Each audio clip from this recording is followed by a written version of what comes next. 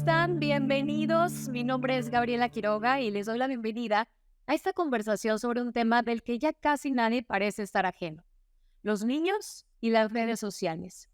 Estas plataformas llegaron hace muy poco tiempo en términos históricos, pero han logrado cambiar por completo nuestra forma de vida. El médico del cuerpo comisionado del Servicio de Salud Pública de los Estados Unidos, Surgeon General Vivek Murthy, publicó recientemente un informe en el que alerta sobre los profundos daños que pueden causar estas nuevas tecnologías en la salud mental de niños y adolescentes. Y presenta ahí datos reveladores. Escuchen bien. Un 95% de los adolescentes entre los 13 y 17 años afirma tener acceso a al menos una red social, y el porcentaje es de 40% entre los niños de 8 a 12 años, que en teoría ni siquiera están autorizados a crear una cuenta. El informe aclara que no todo es malo.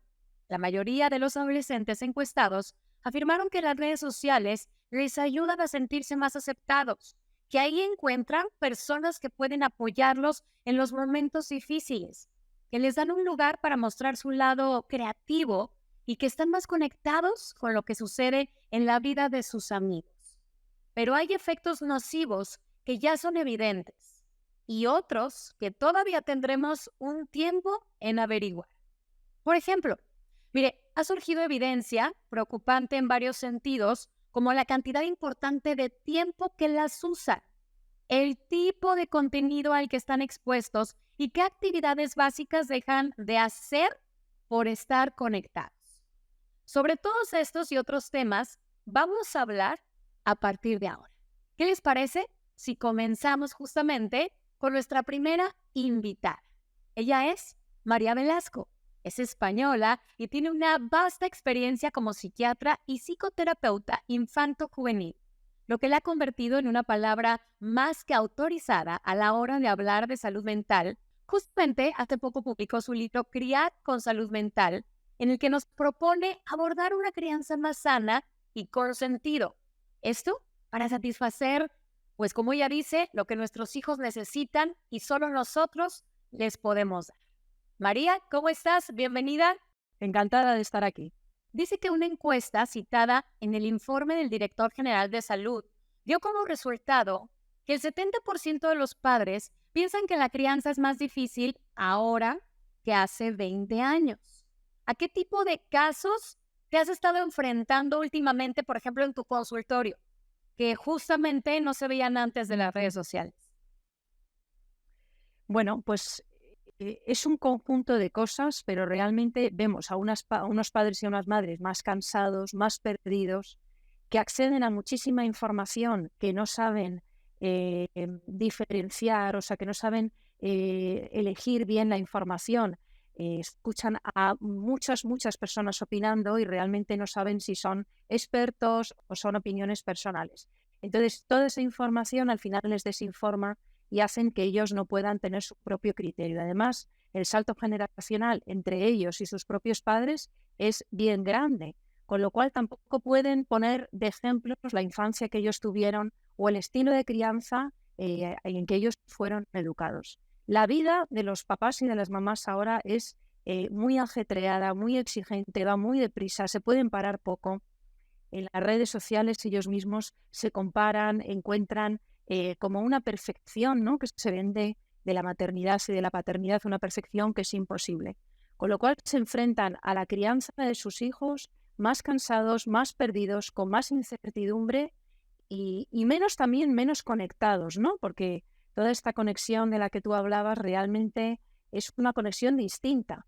Creo que se está perdiendo una conexión muy real y parece que estamos más conectados, pero es como una especie de, bueno, ya lo hablaremos, pero como una especie de retroalimentación, ¿no? En donde yo escucho y veo lo que a mí ya me gusta o lo que a mí me cuadra y toda otra parte de la realidad que nos hace crecer, sin embargo, la obviamos. Entonces, bueno, estas madres, estos padres se enfrentan a la crianza de sus hijos, que además estos niños, estos adolescentes viven en un mundo muy acelerado, en donde los cuidados son mucho más difíciles porque viven lejos de las familias, de los barrios, de los abuelos, de los tíos, de los vecinos conocidos. hay más peligro en las ciudades, con lo cual hay menos espacios donde puedan estar seguros. eh, Hay muchos estilos también de familia, con lo cual pueden compartir entre los niños y los adolescentes realmente como menos cosas. Entonces, hay un sentimiento también de soledad importante, de estar mucho en que tus circunstancias son muy exclusivas, no las puedes compartir las reales, ¿no? Porque yo creo que en las redes sociales la gente lo que comparte es como una vida idealizada, una identidad digital, ¿no? María, ¿en qué cambia el uso de las redes en las distintas etapas de la niñez? ¿A qué edad, por ejemplo, deberían estar preparados realmente para usarlas? Yo creo que no estamos preparados para usarlas, ni siquiera los adultos. Es decir, yo creo que es una herramienta muy poderosa que ha llegado a nuestras manos y que no sabemos manejar, no le sabemos poner límites, nos está invadiendo de exigencia, de exhibicionismo, nos está quitando muchos valores, muchas capacidades del ser humano, la espera, el posponer la gratificación, el creer que no todo depende de nosotros, el buscar información fidedigna, ¿no? Ahora lo que leemos en Internet lo damos por válido y no sabemos quién lo ha escrito. Yo creo que es más difícil manejarnos así y somos más vulnerables porque enseguida podemos huir de determinadas experiencias que nos parecen desagradables y que antes formaban parte de la vida. Entonces, creo que realmente los adultos ni siquiera estamos preparados para exponernos a las redes sociales. Imagínate los niños y los adolescentes que tienen una vulnerabilidad muchísimo mayor porque su sistema nervioso, su aparato psíquico se está creando y va a depender mucho de todas las experiencias que tengan, entre ellas todo el acceso a la información, las relaciones con los demás, la capacidad, por ejemplo, de la empatía, de relacionarnos con los demás, es una capacidad que desarrollamos en la infancia y la adolescencia. No nacemos con esa capacidad y todo eso mediante las redes sociales realmente es como una impostura, ¿no? Realmente no aprendemos a relacionarnos a través de las redes sociales. Fíjate que ahora mismo los adolescentes, para un adolescente una llamada de teléfono ya es algo muy invasivo porque están acostumbrados a mandarse audios y entonces les parece como que el tener que contestar a una llamada en donde el otro está esperando inmediatamente tu contestación y no puedes manipularla, posponerla, pensarla, borrarla, es muy, muy angustiante para ellos. O sea, realmente la exposición a una relación humana real es muchísimo, están menos preparados, por así decirlo. Por supuesto, y ahorita que hablas de adolescentes, María, a medida justamente que se van convirtiendo, que nuestros hijos van creciendo, ¿hasta qué edad debo acceder o controlar lo que hacen nuestros hijos en las redes sociales? ¿Y cómo lidiar con aquello de, es que como papá no me puedo meter en sus asuntos, ¿no? Yo creo que es muy importante comprender que una cosa es la igualdad, otra es la equidad y la otra es la importancia de que en casa haya una jerarquía. Nuestros hijos no nos pueden decir que si nosotros hacemos algo, ellos también pueden hacerlo, porque entonces la jerarquía imprescindible para poder criarles, cuidarles, ayudarles a crecer, se difumina. Y eso es una de las cosas importantes que está pasando. Es importante que aceptemos que como padres y madres tenemos una responsabilidad frente a nuestros hijos, que ese papel materno, esa función materna o esa función paterna, solo la podemos desarrollar nosotros y solo la podemos ejercer si hay una jerarquía. Entonces, nuestros hijos no pueden hacer lo mismo que nosotros porque son nuestros hijos y están bajo nuestra responsabilidad. Pero luego, además, yo creo que también tenemos que ver qué capacidades tienen nuestros hijos. No va a ser lo mismo ahora mismo, por ejemplo, una adolescente del género mujer, en donde para ella las redes sociales van a ser más peligrosas en el sentido de todo lo corporal, en compararse en los filtros, en esos cuerpos tan exuberantes, tan recortados con filtros y con cirugías estéticas, ¿no?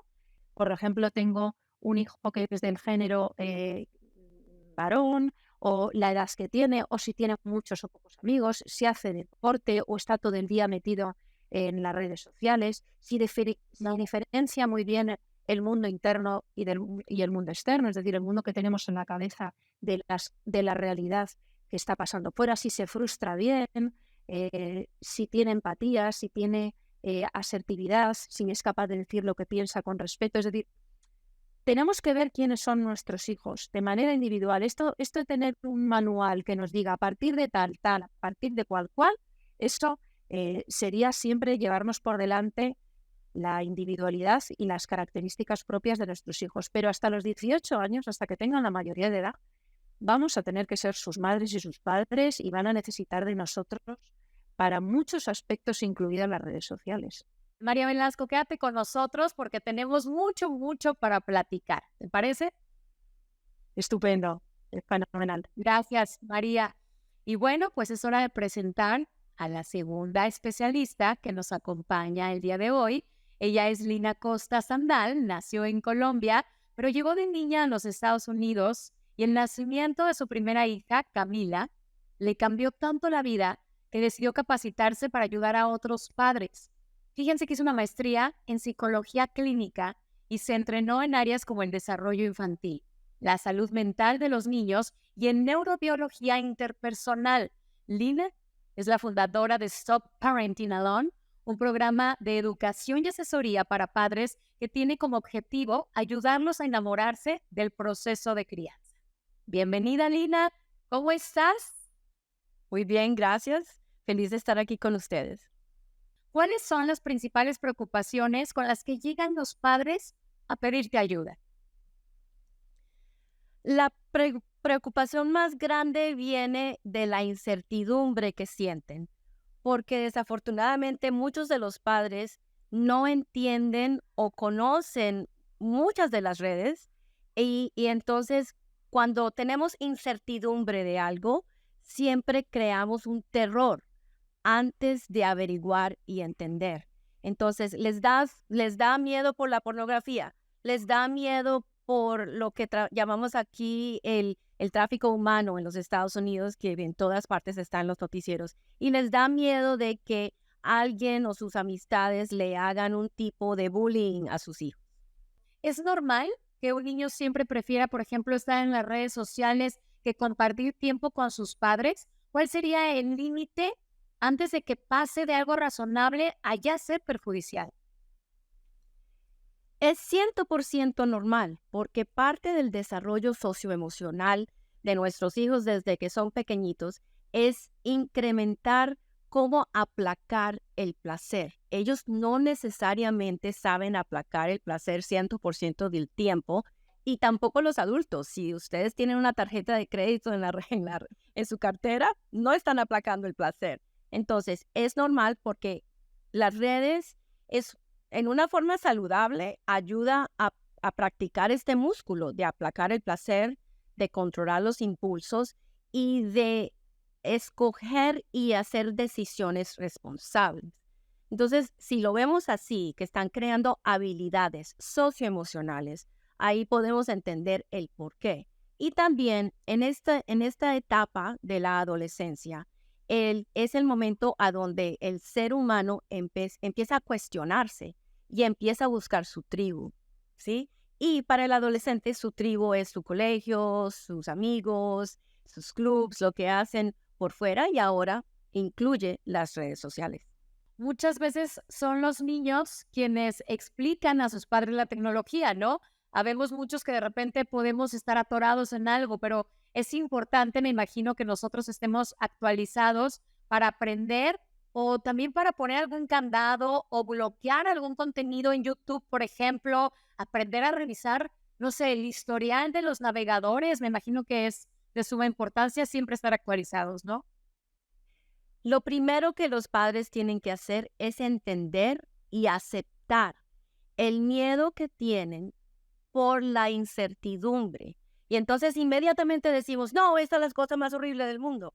Pero eso es algo normal que hace el cerebro. El cerebro anticipa qué va a pasar en el futuro usando la información del pasado.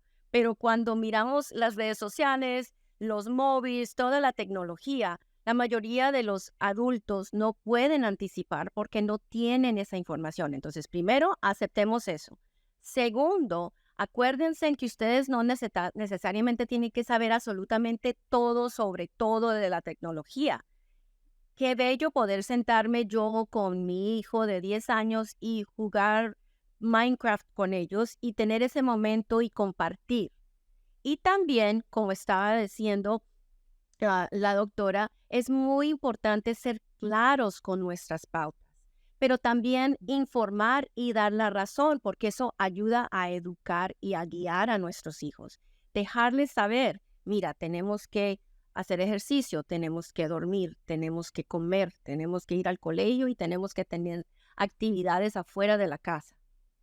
Después podemos usar el resto de las horas, de las 24 horas del día, para usar la tecnología. Pero es algo que tenemos que hacer mutuamente y es importante también usar la información que está en el internet sobre sobre las redes, sobre los móviles, sobre las aplicaciones. Tenemos que pensar que estamos guiando a nuestros hijos igual cuando les ayudamos a cruzar la calle.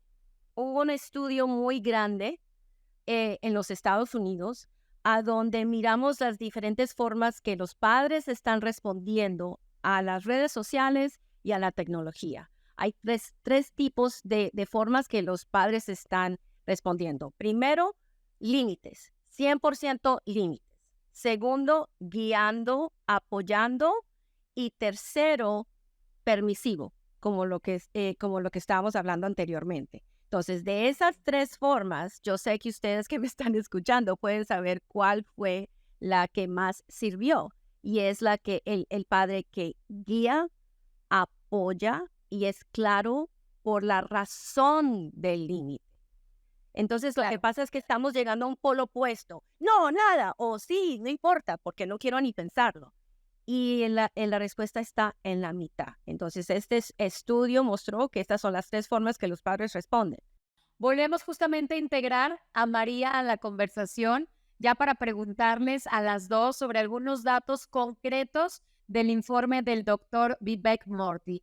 El reporte recabó más de 42 estudios sobre jóvenes y encontró una correlación entre el uso excesivo de las redes con la mala calidad del sueño, dificultades incluso para dormir y depresión. Aquí, ¿qué es lo que implica esta problemática y cómo evitarla? Esta pregunta va para ti, Lina, que me dices que hay un balance. ¿Qué hacemos con este estudio y estos resultados? Aclarar la pauta de la hora de dormir y a dónde guardamos esos teléfonos, ¿sí? Porque volvemos a lo mismo. No deberíamos... ellos te van a pelear, no van a estar bien contigo, pero claramente el teléfono del adolescente, de un niño pequeño, no debe estar en el cuarto. Entonces, es tener esas pautas claras para que ellos tengan esa expectativa y sepan, cómo van a hacerlo bien. Entonces, tenemos que cuidar cómo dormimos, porque eso, igual que la alimentación, es lo que mantiene el cerebro 100% saludable. Según una encuesta nacional en los Estados Unidos, 1/3 de las niñas entre 11 y 15 años se consideran adictas a alguna red social y más de la mitad de las adolescentes reconocen que les resultaría difícil salirse de ellas. ¿Obligarlas, no sé, a cerrar sus cuentas es una opción? ¿O cuáles serían las alternativas? ¿Cómo hablarles de prevención, de las consecuencias o incluso de los challenges que hemos visto muchísimos que son muy peligrosos? Hablando con ellas, lo que pasa es que la relación con un adolescente se construye antes, se construye en la infancia. Yo creo que cuando llegas a la adolescencia tienes que tener unos mínimos de confianza, de una relación de intimidad, de conocer bien a tus hijos, de cómo son, en qué flaquean, qué fortalezas tienen, cómo es su vida realmente. Y en función de eso, ir abriendo el abanico del tiempo y de lo que están mirando en Internet. No cualquier adolescente se engancha a las redes sociales. O sea, hay adolescentes que tienen una vida social más restrictiva o que tienen una autoestima más baja o que tienen una vida familiar más pobre o que tienen pocos hobbies, no hacen deporte. Entonces, todos esos son factores de riesgo para engancharte más. Las personas tenemos adicciones, desarrollamos adicciones porque las necesitamos para encontrarnos bien, pero las personas que desarrollan una vida equilibrada, donde se potencian muchas cosas, es un salvoconducto para no engancharse a cosas que te pueden hacer daño, ¿no? Y yo creo que explicarles a tus hijos las consecuencias de lo que están viendo, cuánto de real es, cuánto no, y todo el tiempo también y todo lo que están perdiendo, porque el tiempo el que tenemos es el que tenemos. Entonces, todo lo que están perdiendo de no poderlo aprovechar de otra manera. La mayoría de los padres de adolescentes encuestados se muestran algo o extremadamente preocupados de que el uso de las redes pueda generarles a sus hijos problemas de baja autoestima, acosos incluso e intimidaciones.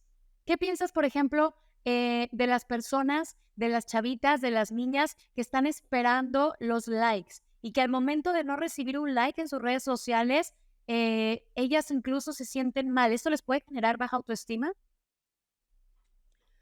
Lo tenemos que ver en el punto de vista de la neurología, ¿sí?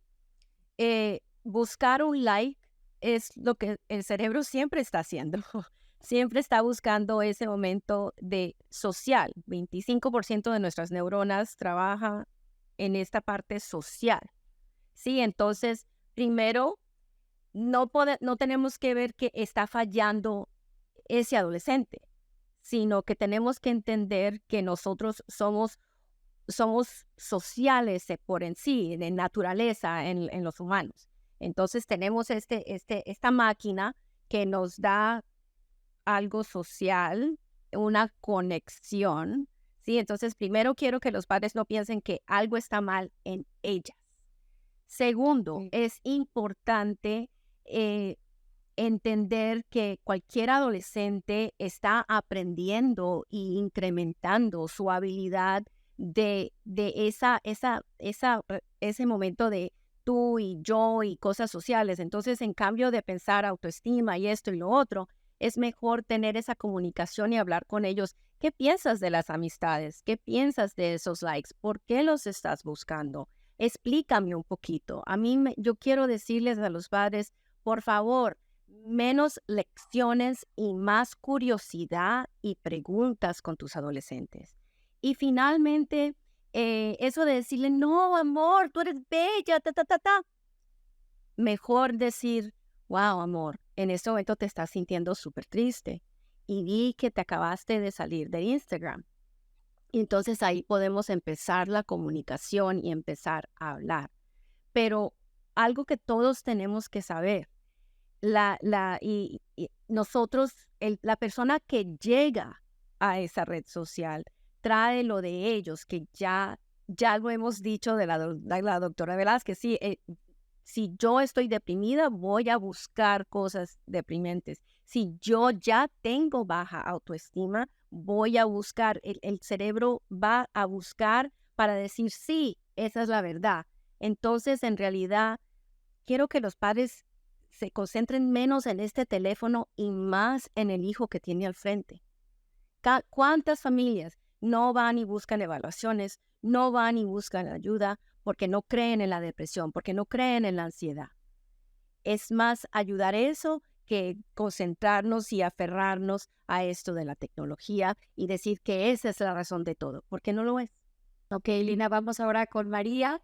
Y dice que cuando se le preguntó a adolescentes de 13 a 17 años sobre el impacto de las redes, sobre su imagen, por ejemplo, corporal, casi la mitad dijo que los hacen sentir peor, mientras que solo el 14% dijo que los hacen sentir mejor.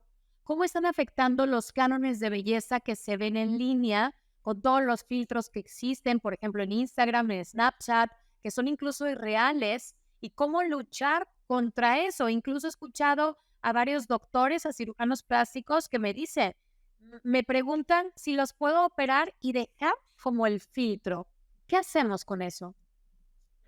Hay un concepto muy importante que se desarrolla durante la infancia, que es el poder diferenciar nuestro mundo interno del externo.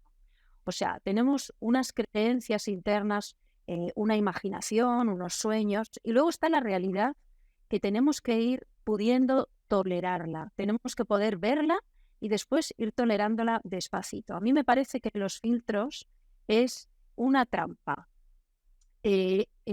porque están hechos para disimular, o sea, para seguir un canon estético muy claro en donde no entra la vejez, en donde lo que llamamos belleza es un prototipo de cara, donde se igualan todas las caras, ¿no? Parece que todo. Entonces, los adolescentes que están en un cambio brutal de su cuerpo esperan realmente poder llegar a ese canon que se les exige, porque una de las cosas que ellos pueden controlar es lo externo, lo corporal, dado que toda la incertidumbre que sienten de todos los cambios que están sintiendo a nivel de su identidad, de las creencias, de la posición en la familia, todo eso les crea muchísimo más miedo, más incertidumbre y es menos controlable. Entonces, para el adolescente el cuerpo es muy importante.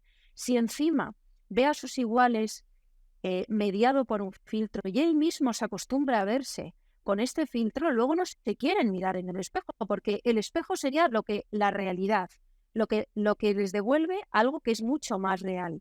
Y además ese adolescente tiene dificultades para distinguir lo que es real o no, con lo cual puede parecerle real el filtro y no real la realidad. Nos encanta también escuchar la voz, pues, de las personas que están del otro lado, que nos están escuchando, las que están incluso en la calle. Así que salimos a preguntarle a distintas madres y padres sobre cómo lidian ellos con el manejo de las redes sociales en sus familias. Tuvo acceso a su primer teléfono a los 20 años y a su red social también a los 20 años. A los 9, a los 13 recién que cumplió ahora, ya tiene Instagram. En redes sociales ninguno de los 4 tiene. A 10 años. Como a los 10. 12, 13 años. Bueno, red social todavía ninguna. Bueno, YouTube sí es considerado red social. A los 3 años más o menos. Le compré el teléfono cuando tenía 6 años y a los 7 tenía su primera red social. A los 16 años, ¿eh? Pasa como unas 4 horas. Máximo 3 horas al día. Muchas. El promedio de las personas, de los niños, yo creo que como 2 horas en total. Trato de que sean menos de 1 hora diaria. 4 horas al día.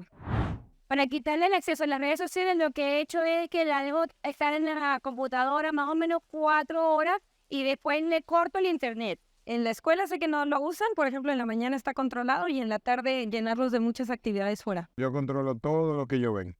Todo me llega una información a mi teléfono. Fácil, pasar tiempo con él. Le digo, vamos a hacer algo, vamos a hacer arte. A él le encanta hacer arte, lo hacemos. Saliendo a correr, pero bueno, tú sabes que con el trabajo, pues a veces tratando de llevarlo más a los parques, de que comparta más con amigos, que se olvide un poco de lo que es el teléfono, el televisor, que es lo que más él está enviciado. Explicarles que la mayoría de lo que ven en redes sociales no es real, que es muchas veces fantasía. La gente trata de colocar a cosas que muchas veces no son la realidad de la vida. El conectarse, por ejemplo, con personas que no conoce, conectarse con amigos que no son de su edad, porque eso le puede inducir a otras cosas que no son apropiadas. Yo creo que debe haber ninguno adecuado, porque no hay censura. No hay un Facebook, un TikTok, un Instagram de cierta edad a cierta edad. No hay un filtro. Todas las redes sociales me preocupan. Y en los juegos que tienen agresividad. Para serte sincera, creo que no hay ninguna segura. Un peligro en lo absoluto por la razón de que no hay forma de tú tener un control absoluto de lo que ellos ven, ya que pueden manejar diferentes canales de adultos, canales de niños que a veces tienen una ideología completamente diferente a la que tú le suples a ellos, le da una base en el hogar. De estar tan en las redes sociales no lo deja dormir bien porque está toda la noche. Para mí es la clave de todo es el control del tiempo y fomentar otras actividades. Para mí sí, porque no tienen la madurez cuando están muy pequeños, ¿verdad? Ellos no saben qué está pasando alrededor del mundo, con quién están hablando, entonces es un poco peligroso. Sí, pienso que sí, pero no hay un detalle. Lo prohibido es lo que llama. No pienso que tiene que ser una prohibición. Pienso que debe ser un límite. Sí, por favor. Sería buenísimo. Y bueno, María, Lina, yo no sé si ustedes con un comentario breve nos quieran platicar de alguna respuesta que les haya llamado la atención. Lina, te escuchamos. que dejen esa meta de controlar todo y cambien la meta a enseñar valores, a explicar las pautas y a entender el mundo de sus hijos más que tratar de controlar. Sí, estoy totalmente de acuerdo. Yo creo que si estás cerca de tus hijos y les explicas las cosas, les dices lo bueno, lo malo, lo peligroso que puede ser, lo no, y en vez de controlar, lo haces desde los cuidados, ¿no? Yo te tengo que cuidar, tengo que estar ahí contigo, ayudándote en ciertas cosas. Mira, esto es lo que pasaría si no duermes, esto es lo que te pasa. Estas redes sociales tienen esto.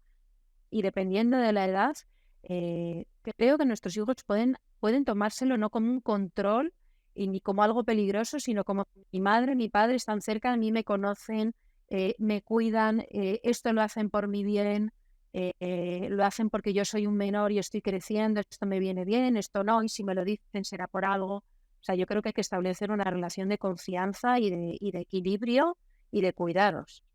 Y bueno, estábamos escuchando a las personas que estaban en la calle sobre las redes sociales y nos estaban dando su opinión. Pero, ¿cómo están construidas las redes? ¿Qué es lo que buscan generar en nosotros? Para conocer un poco más sobre algoritmos, redes, videojuegos y hasta inteligencia artificial, conversamos con el tecnólogo argentino Santiago Bilinkis, un apasionado de todos estos temas. Es autor de 2 libros, de esos que te dejan pensando, que disfrutas. Uno de ellos es Pasaje al futuro y Guía para sobrevivir al presente. Santiago, bienvenido. Te escuchamos. Cuando las redes recién nacieron, básicamente eran redes de texto. Twitter y el primer Facebook uno escribía. Y bastante rápido las redes detectaron que las imágenes tenían una pregnancia y una capacidad de retener a la gente en la plataforma mucho más fuerte que el texto. Y ahí es donde aparece fuerte Instagram y después Snapchat, volviendo básicamente a la foto o al video, el lenguaje central en las redes. Cuando esto ocurre, pasa algo que es que el aspecto estético, la apariencia física, cobra una dimensión completamente desproporcionada. Porque cuando lo que uno muestra es una foto, ¿cómo mostrás en una foto que sos una persona curiosa, que sos una persona solidaria? Lo único que importa es parecer fotogénico. Sonreír, tener los dientes blancos. Cuando eso empieza a ocupar un lugar tan central, obviamente nuestra imagen de nosotros mismos empieza a distorsionarse.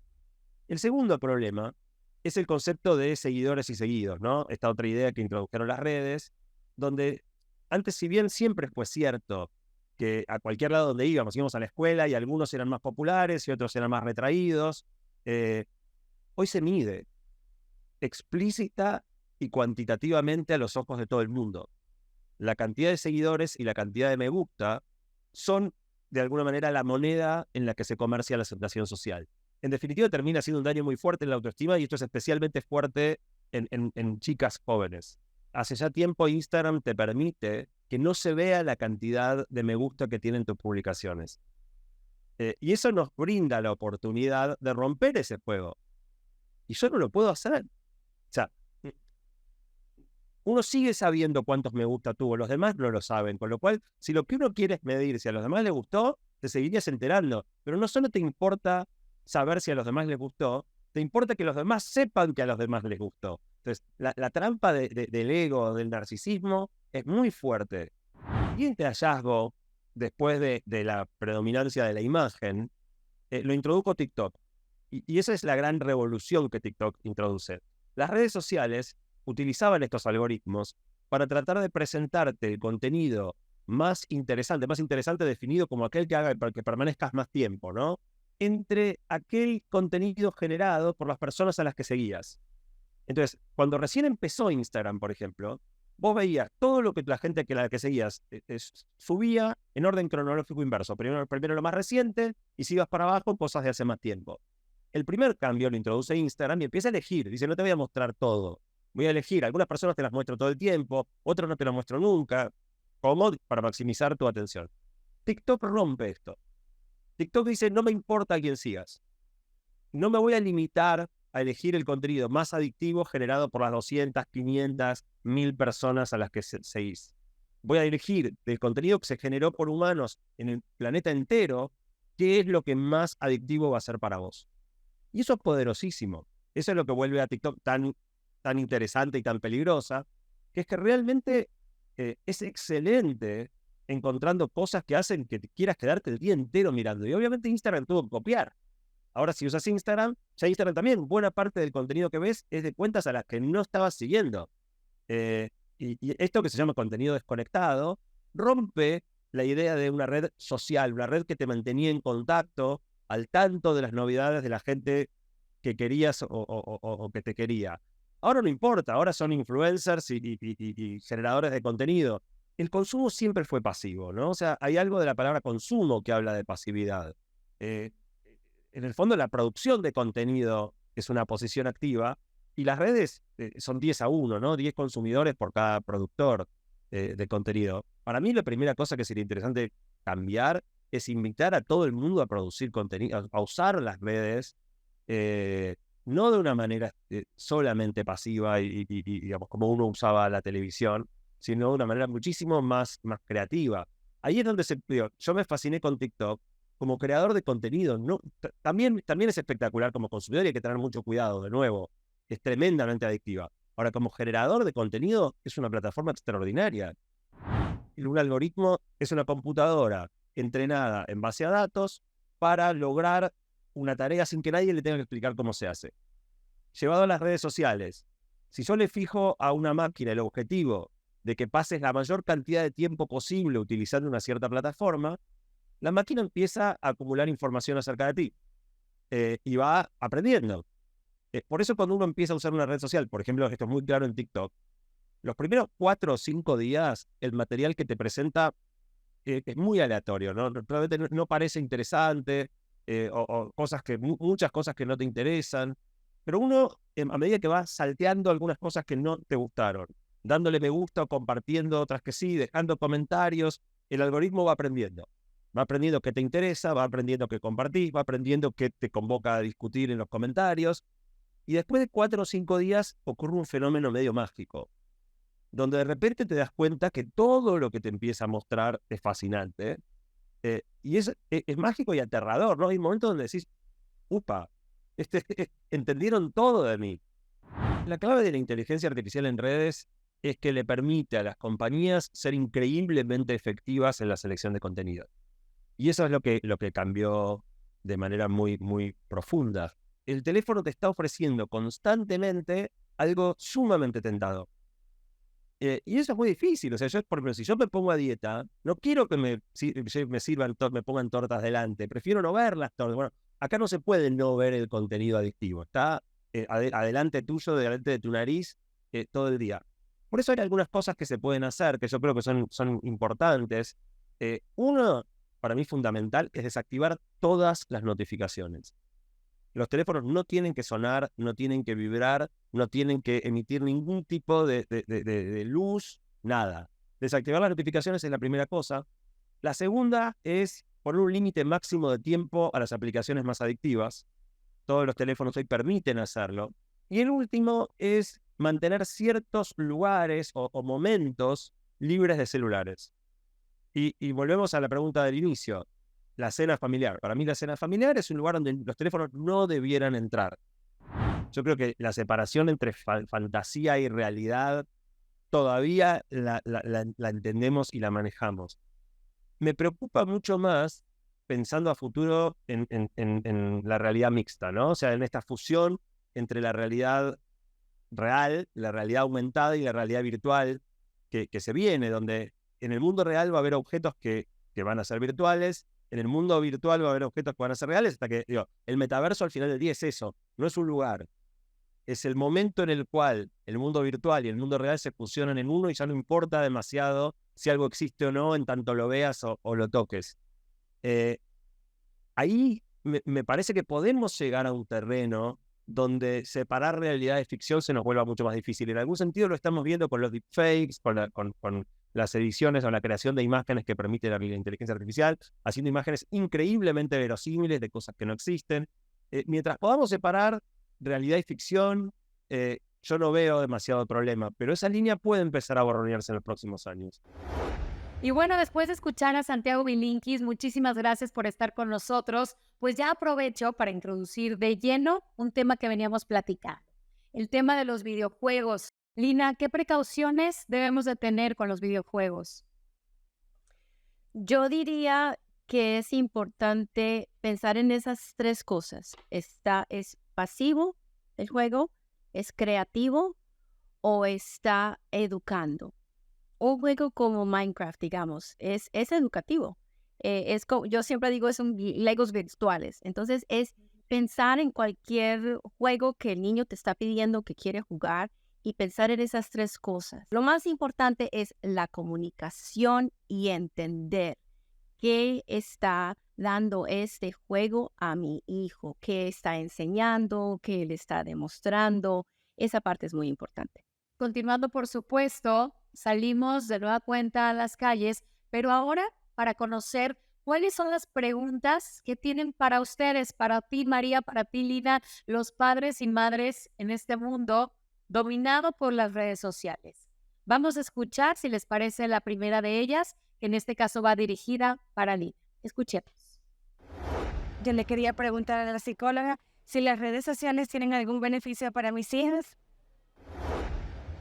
Muchos estudios han demostrado que las redes sociales ayudan a los adolescentes, como lo dijiste, a encontrar esa tribu, a encontrar personas que son más o menos iguales o comparten en ellos, en las cosas, en las habilidades y lo que ellos necesitan, y en específico en ciertas cosas que ellos se sienten diferentes del entorno a donde viven. Entonces, esa parte, sabemos por muchos estudios que esa parte es positiva. Muchos adolescentes que en otra época se sentían solos o los únicos, en particular los adolescentes de la comunidad LGBT, para ellos ha sido algo positivo poder encontrar esas comunidades. Ahora, vuelvo a lo mismo. Pregunten, vean las redes con ellos, siéntense siéntense al lado de ellos con el TikTok, a ver si en realidad ellos en su algoritmo están viendo comunidades que son como ellos, pero en una forma positiva, no negativa. ¿Cómo puedo ayudar a mis hijos y protegerlos de toda la influencia que existe en las redes sociales? Yo creo que de toda la influencia que existe en las redes sociales, yo creo que a nuestros hijos no les podemos proteger de todo. Creo que les podemos preparar para que pidan ayuda, para que reconozcan las cosas que les pueden hacer daño y las que no, para que se sientan que tienen confianza con nosotros para contarnos las cosas, para que puedan resistir, ¿no?, determinadas cosas. Pero creo que siempre teniendo en cuenta lo que estamos diciendo, la edad, el contenido, estando muy cerca. Yo creo que todas estas reglas de a partir de qué edad, cuándo, cómo, al final lo que buscamos con las madres y los padres con la vida tan ajetreada que tenemos es una solución, una respuesta rápida.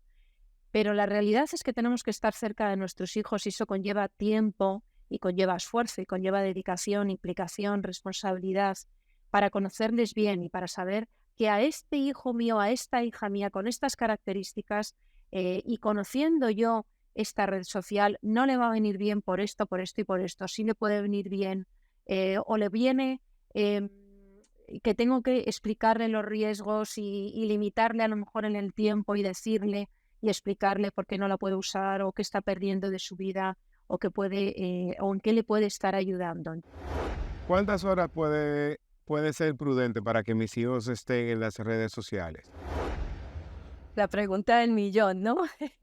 La Asociación Americana de Pediatras ha dado cierto criterio y piden que los niños de 2 a 5 no tengan más de 1 hora en cualquier pantalla, ¿no? Ahora, los mayores de 6 no han dicho directamente estas son las horas. Sugieren que sea de 1 a 2 horas, incluyendo el tiempo que usan las pantallas para el colegio, pero es mejor lo que ellos dicen y pues lo que yo también digo que es mejor es pensar en las 24 horas, ¿sí? Y decir, comemos, hacemos ejercicio, vamos al colegio, tenemos actividades y ahí sí podemos pensar a dónde cabe ese momento de la pantalla, que no tenemos que ver como nosotros los adultos sentarnos a ver la televisión cuando llegamos a casa y estamos descansando.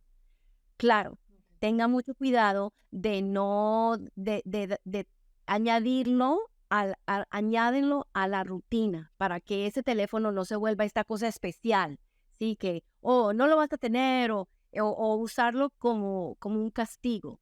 Es mejor que sea igual como todas las otras cosas que hacemos todos los días. A mi hijo le gusta jugar videojuegos donde hay mucha violencia y eso, me pregunto si eso significa que yo estoy criando una persona con violencia. Lo que va a hacer eso en nuestros hijos es tolerar más la violencia. Es que el ser humano tiene una capacidad de adaptación enorme. Entonces, si es capaz de adaptarse a cualquier situación. Lo hemos visto en las guerras, lo hemos visto cuando pasamos hambre, cuando no podemos dormir, no podemos descansar. Somos capaces de adaptarnos porque un estímulo que al principio nos llama la atención, el cerebro acaba tolerándolo y dejando que sea un estímulo.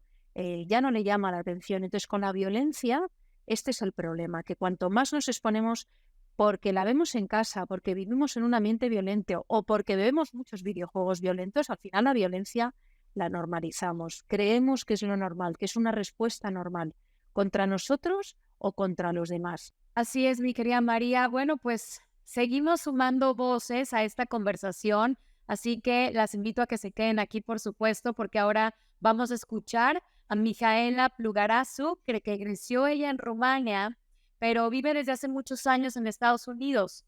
Tiene 2 décadas de experiencia en comunicación, en liderazgo y desarrollo personal, pero el nacimiento de su hijo despertó su interés en el concepto de crianza consciente.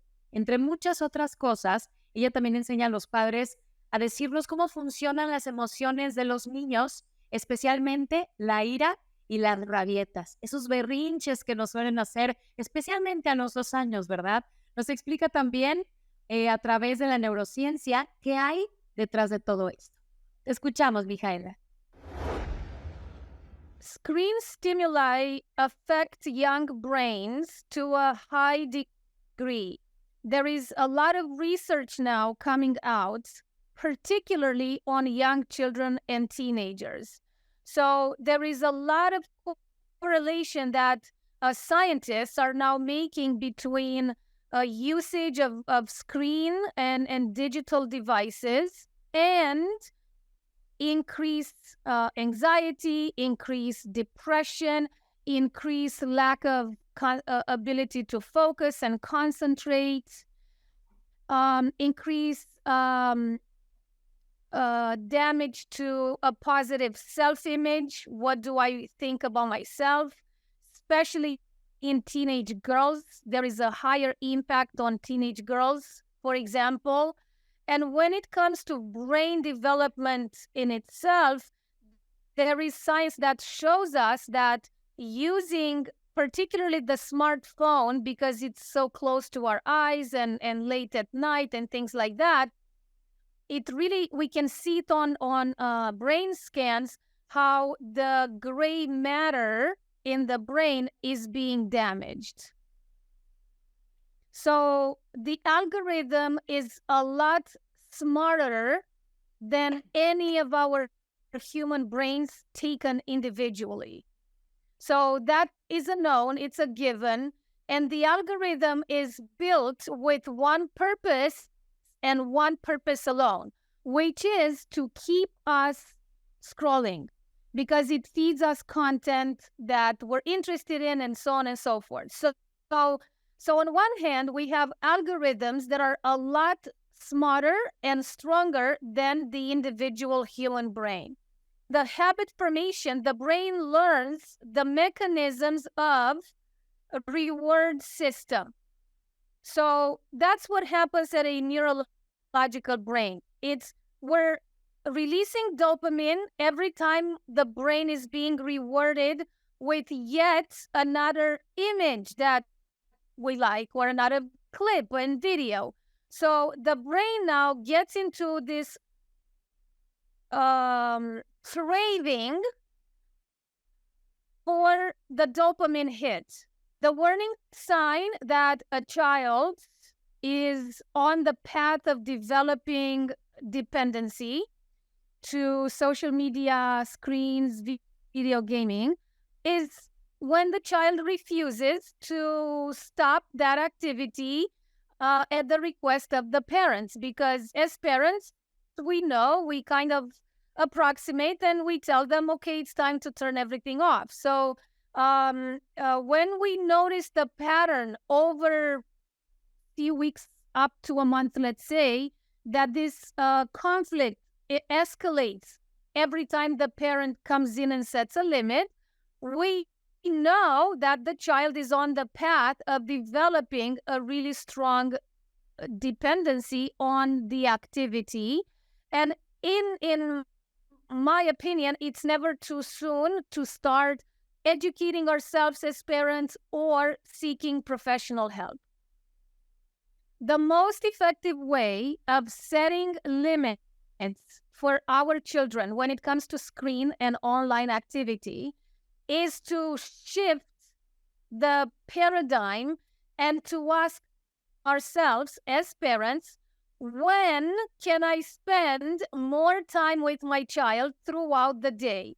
How can I increase my own time availability to my child, either by playing, by going outside, by watching something together, like a movie, not gaming, but when can I plug myself in for a one-to-one connecting activity with my child throughout the day? How can I make that more often and more frequent? Because ultimately, children are seeking online activity out of loneliness, isolation, and not having someone to play with them.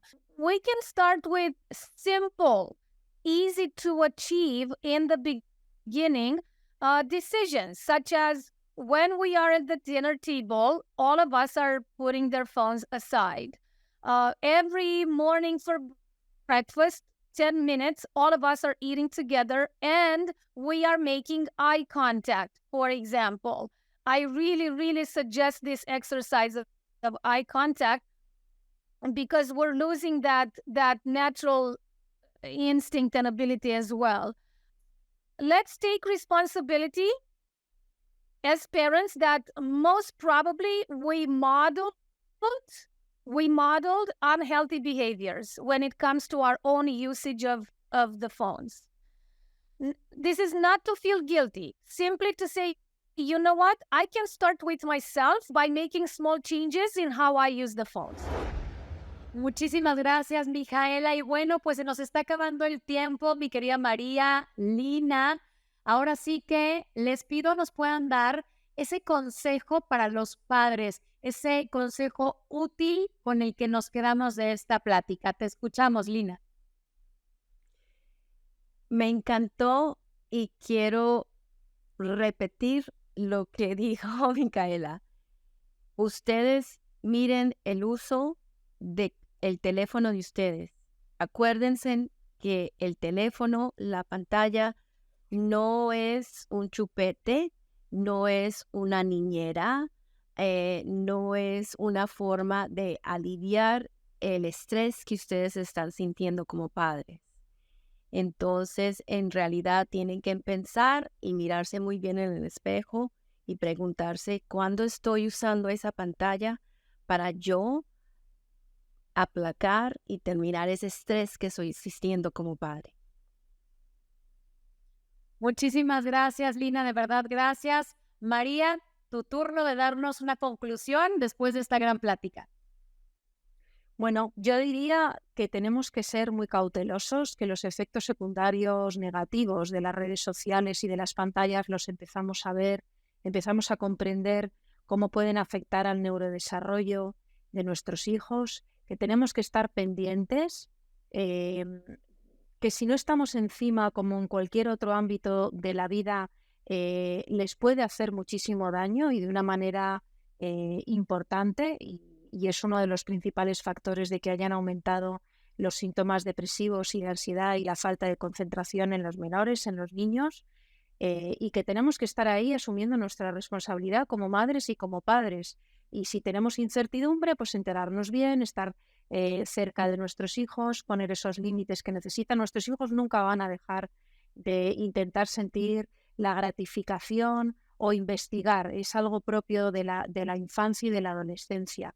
Pero nosotros como adultos tenemos que poder saber qué es lo que les viene bien, qué es lo que les viene mal y qué es lo que necesitan a dosis pequeñas, crecientes y dependiendo de la madurez y de las otras cosas que también hay que desarrollar tan importantes en la vida. Así es. Pues muchísimas gracias a las dos, gracias a todos nuestros especialistas, incluso a la gente del público. Gracias de verdad por hacer esta plática tan amena y por supuesto con tantos consejos que nos quedamos nosotros como padres. Gracias, María Velasco, gracias, Lina, gracias por estar con nosotros. Gracias. Y bueno, podríamos seguir hablando por horas sobre el tema, pero tenemos que despedirnos. Espero que los datos y los puntos de vista puedan ayudar a quienes nos están viendo a la hora de la toma de decisiones. Está claro que no hay recetas y que cada caso es único, pero mientras más información tengamos, más elementos tendremos para brindar una crianza más sana y, por supuesto, responsable. Gracias por habernos acompañado. Soy Gaby Quiroga. Hasta la próxima.